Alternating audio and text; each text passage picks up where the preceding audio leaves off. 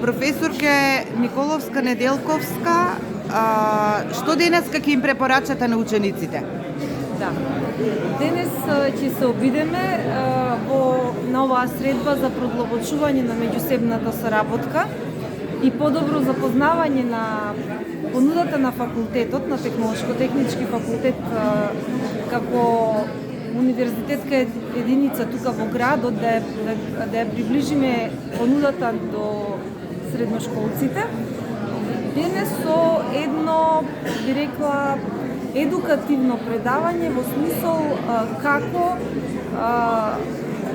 да постапуваат при изборот на храна, при подготовка на оброците, односно да ги научиме основите